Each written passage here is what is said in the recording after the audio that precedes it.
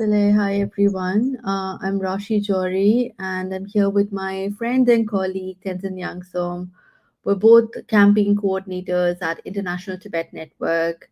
We're a global coalition of over 140 Tibet organizations that are campaigning to end human rights violations in Tibet and restoring rights and independence to Tibetan people.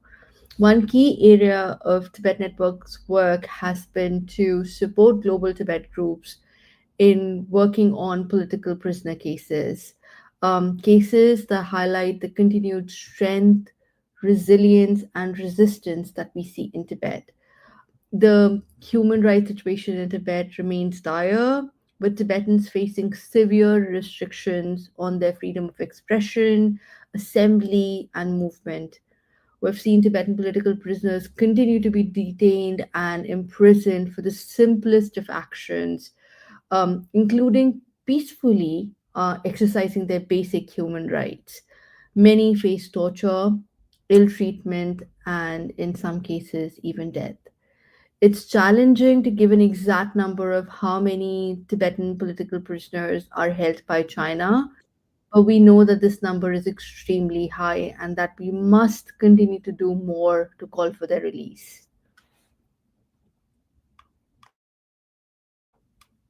Yang Zone. The sorry, the political prisoner crisis in Tibet is one of the most profound violations of human rights, where Tibetans face imprisonment, torture, and isolation simply for expressing their beliefs, preserving their culture, or seeking basic freedoms.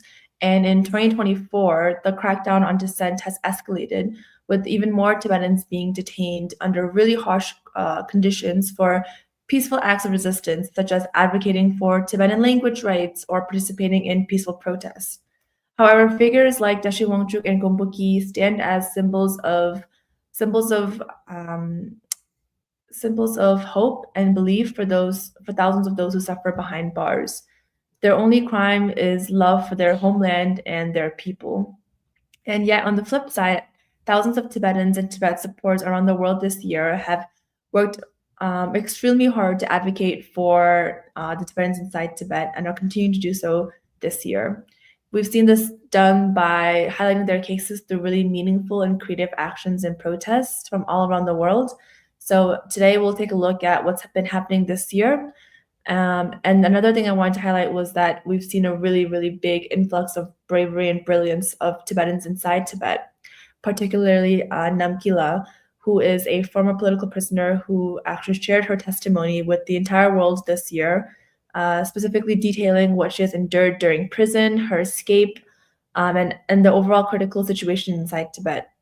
And in 2015, Namki and her sister Tenzin Doma wore Tibetan attires and held large photos of His Holiness the Dalai Lama in their hands and marched in the crowd on Martyrs Road in Ngaba, calling for free Tibet, long live His Holiness the Dalai Lama and Kirti Rinpoche, and their swift return to Tibet. This is obviously a very dangerous act that resulted in the two of them being imprisoned. And she's really touched the hearts of many supporters around the world, and especially young Tibetans, because in 2015 she was actually really quite young. And if you have not seen her testimony, I highly encourage you to watch it before the year ends.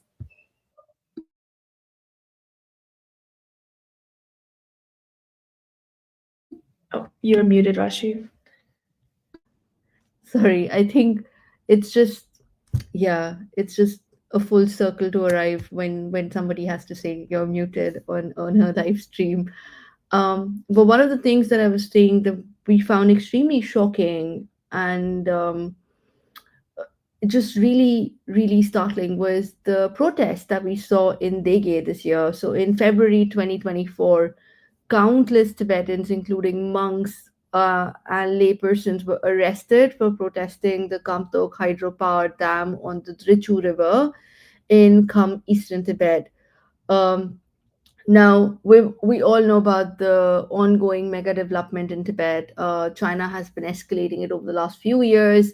And should Kamtok Dam go ahead, it would displace 6 monasteries, 2 villages, and just countless people and damaged the local ecology as well. The and one of the reasons that this protest was so surprising is because of how rare it is to see such large scale protests in Tibet because of the severe oppression and occupation we see by China in Tibet. We actually have a clip from Radio Free Asia that shows the protests that happened in Dege in February 2024 that I'm going to play right now.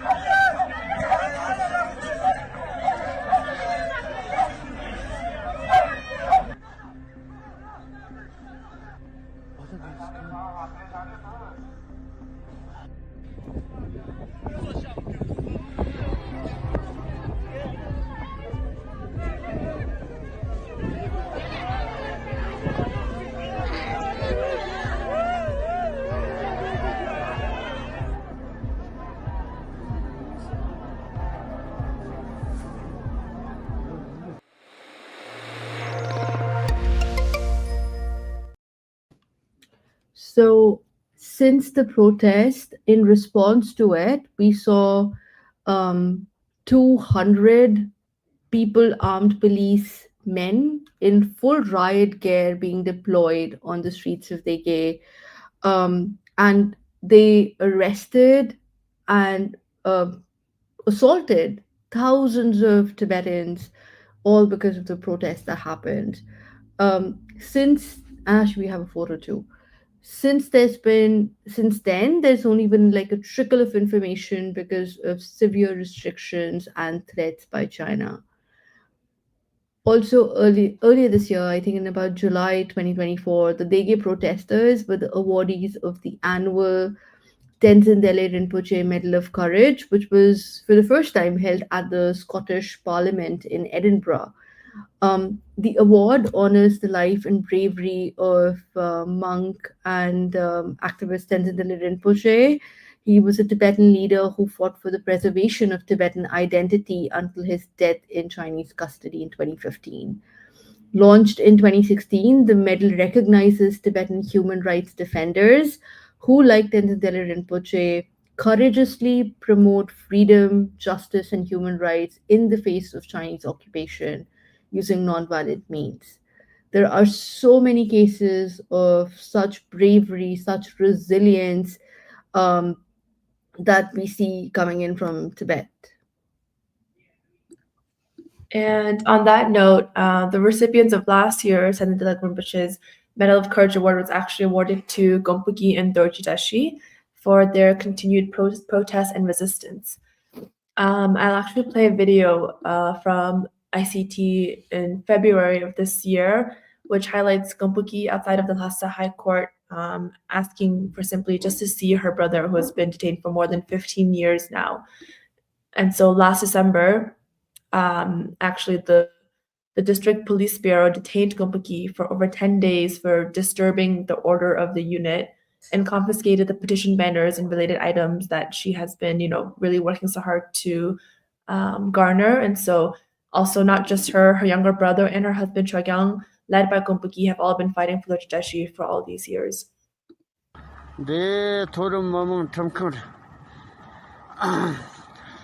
Da tong che chik chik che da ga da ni wa ga che nye kha thamba re terang Jacob ka statum nang tar ka o rang chong jong thor ma mong thum khang da Jacob ka statum nang tar ka chi song de Jacob ka statum nang tar jo ka ma ni na tan na go kha na chi su de song da dur ji ta shi ga chi so do non da. And this type of bravery is, as Rashi mentioned, extremely rare, coming from inside Tibet because of the harsh repercussions that Gompuki and her husband and her brother have faced. She herself has been detained, beaten, really roughed up by the police, and she continues to fight and advocate for the innocence of her brother. And even this year, in a very rare move, we've seen Gompuki file a lawsuit against the District People's Court in Lhasa, against the Public Security Bureau in order to try to protect her rights and interest. And one thing about Gompuki is that she has really vowed to continue to resist, to continue resisting until her brother is rightfully free, and so that we know that we'll continue to see her present the rest of this year, next year, and all the years to come until Dojashi is free. So it's really, really important that we're all sort of monitoring her case and Dojashi's case extremely closely.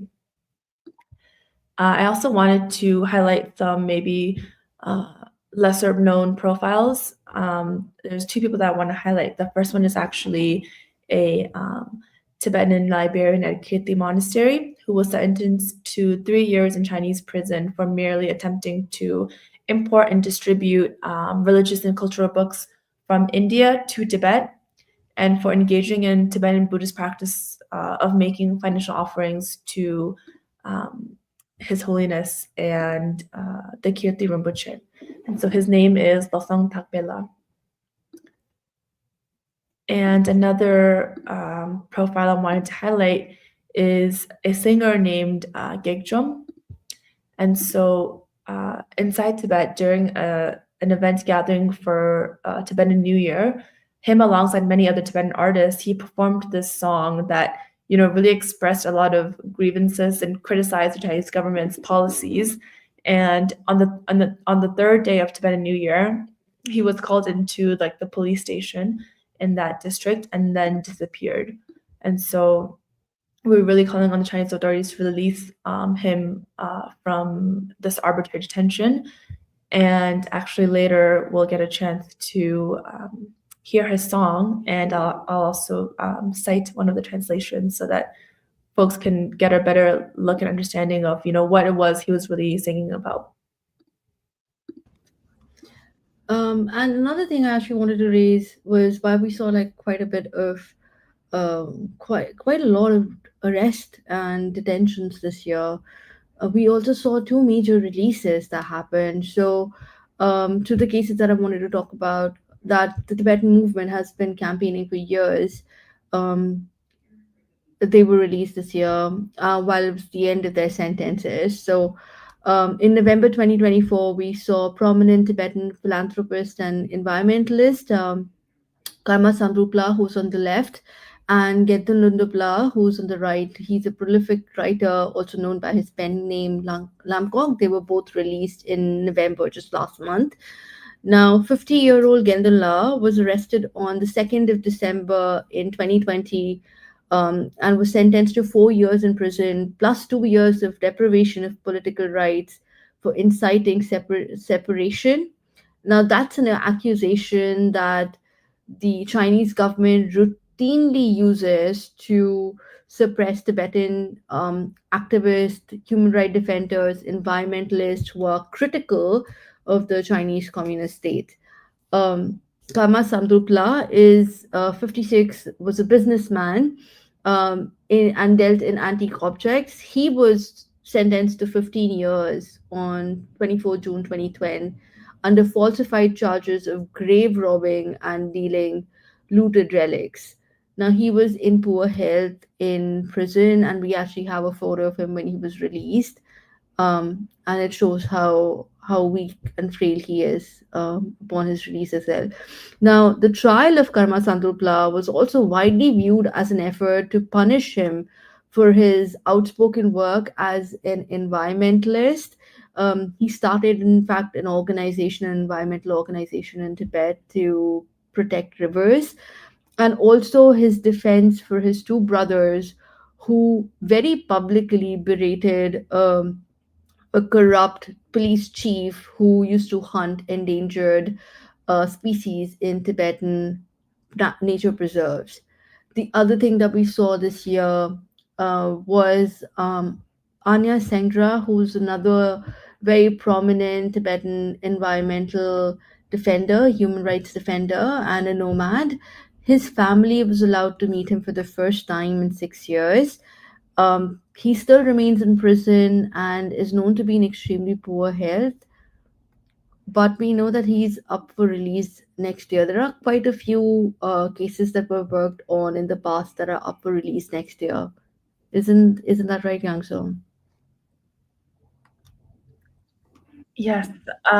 So that was a quick look at sort of what has been happening in 2024. So taking a look at what's happening in 2025, there's still a ton more work to be done, and the political prisoner work will continue by Tibet groups around the world, where we'll really take every opportunity to highlight these cases at every meeting, every conference that we all attend.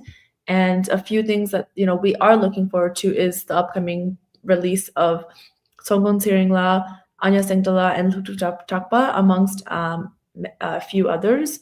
And it's really important for us to keep track of these releases, because oftentimes, as many of us know, oftentimes people will come out with really serious health issues or be so heavily monitored to the point where it's almost as if they're still in prison. And so it's really important for us to make sure that, first of all, A, they're released on time, B, they're released in as healthy of a way as possible. And if they're not, then we're saying something about that. We're pointing it out for people. And also see that, if they're being heavily monitored, like, for example, Tashi Wangchukla is right now, that we're still able to amplify whatever it is that they are doing throughout as their act of resistance. And I think, the last big thing we really wanted to bring up in this episode today is actually talking about the Panchen Lama, Panchen Rinpoche. So next year will actually mark 35 years since he's been missing. And I think for many of us, especially like many young people, the Panchen Lama's case is a very touching and a case that we all hold pretty near to our hearts, just because of the nature of how young he was and also how it happened sort of in this generation of time. And it really is, China is making very big, powerful moves to undermine Tibetan Buddhism, and we've seen that through the case of Panchen Rinpoche's disappearance, and actually, and their appointee of their Panchen Lama, Gyaltsen Nubu, who actually we just found out yesterday that he is most likely will attend a Buddhist conference in Nepal this weekend. So many of us, actually, none of us really recognize this Chinese appointed Panchen Lama. We're still all searching and looking for Gendun Chökyi Nyingma, who was the recognized Panchen Lama by His Holiness the Dalai Lama. And so, what folks can do is to really highlight Panchen Lama in this upcoming year. You can also drop off letters to your Nepal embassies about, the grave concerns we have and what it all means geopolitically for Gyaltsen Nubu to be visiting, to be in Nepal, and to be highlighted at this big world conference on Buddhism. Also, another thing that folks can do is we've been holding a virtual protest at Dashing Lumba Monastery online that anyone can participate in. So supporters just like yourself can, join the action, put yourself at the monastery, like physically on the map, and just, bring awareness to the Panchen Lama's case all around. So that's one thing you guys can do today, right now, share with your friends before this year ends, that will really show that you're standing in solidarity with the Panchen Lama, especially in this very increasingly important time for Tibetan Buddhism, for the Tibetan community right now. And so you can find that on our website. Yeah, and we also have a video to show about the virtual protest. Let me play that first.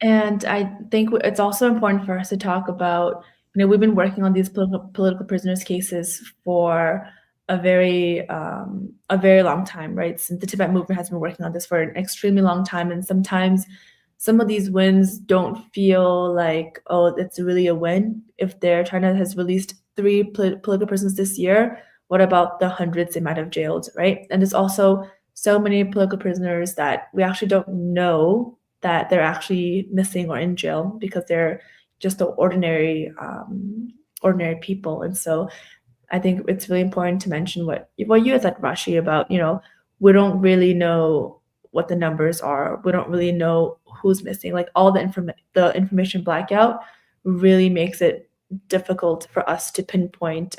Even the more high profile ones, some of them we don't even know where they are. We don't know what charges they're being charged under. We don't know what prison they're being held in. So just making sure that that's kind of all of that is not just because we're lacking information or we're not doing due diligence or research.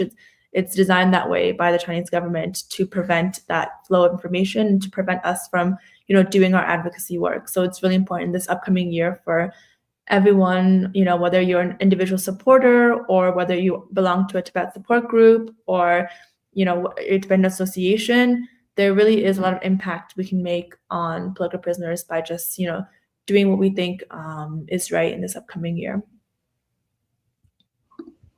Yeah, and one more thing that we were going to do, and we're going to do starting 2025, is we would be launching a series of postcards on tibetnetwork.org where you can go download them, and they are addressed to your elected representatives and they're addressed to Chinese embassies with pre-drafted messages, and you can send them in calling attention to the cases, to the political prisoners, because like Yang you were saying, they get arrested for basic things. Like you and I use social media all the time to spread the message that whatever we believe in, and Tibetans in Tibet get arrested for that.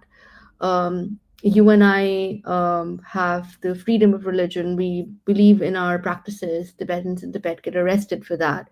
So it's something as simple and as basic as human rights that are guaranteed to every single person existing on this planet, except if you're in Tibet because you're occupied by China. So it's extremely sad, and which is why what you're saying is completely true. Like we need to push harder, we need to push stronger to make sure that Tibetans in Tibet have all of these rights that everyone else enjoys, because it's just basic human rights.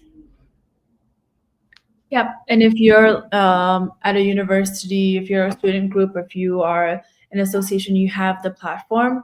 I think inviting the ones that we do have access to in exile, inviting these former political prisoners and giving them a platform to share their stories, that's really the best way to understand what's happening inside Tibet, hear their thoughts, their stories, and get a good idea of what really needs to happen, what areas we need to work on that they've seen firsthand and experienced.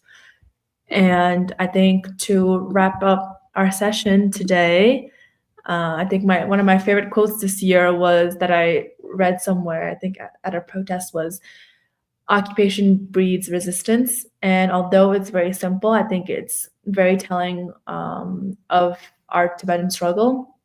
And for as long as China continues to occupy Tibet, we all know that Tibetans will resist until our freedoms get restored, and will resist in very huge numbers in many different countries all around the world and in very creative new tactics. And so to close out this very special Tibet This Month episode, we're going to end by hearing Gekjom's song that I mentioned earlier called Tearful Deluge of a Sorrowful Song. And here's I'll read a small short excerpt because it is in Tibetan, which was translated by TCHRD. In a country without the Dalai Lama, a leader exists but is illegitimate. Like a deer lost in the fog, so are Tibetans without direction. The sun of just policy is eclipsed in this land of injustice. Confronted with injustice, the red-faced Tibetans are ants under a giant's feet. In this land rife with torture, the lamp of peace is mere empty rhetoric. Deprived of freedom, Tibetans are like birds confined inside a cage.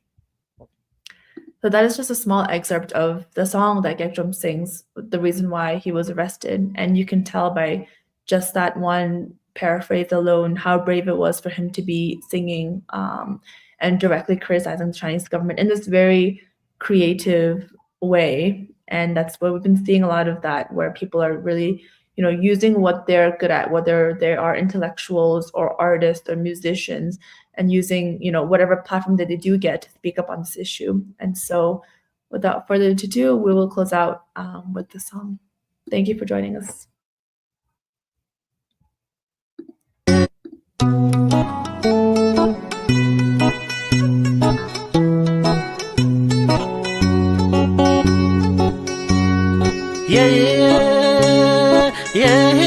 Jerva me pija kundana gotla yorazna yerinde Kapshir me pivo manga suye Milan toki mo jinare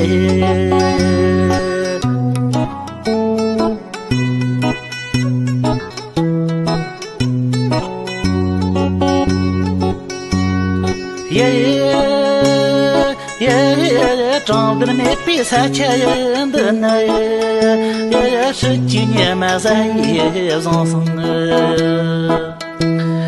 Danyam mambi damra havanda machna ko tohma habjinare